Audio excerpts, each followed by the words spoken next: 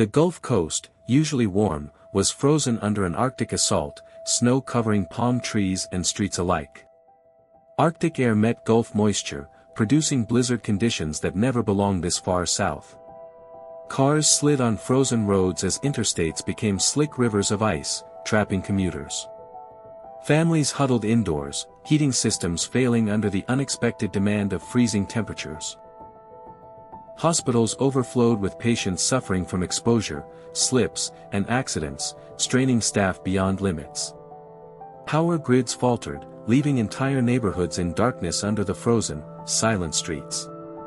Utility crews struggled against the cold to restore electricity, working in harsh, icy conditions. Airports and ports ground to a halt as ice and snow covered runways, leaving travelers stranded.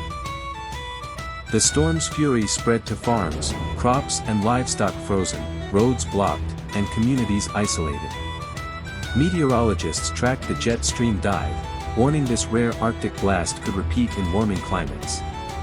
Officials opened shelters, cleared streets, and warned citizens that survival required caution and vigilance. And as the snow settled, the Gulf Coast looked frozen and still, waiting for winter's grip to start all over again.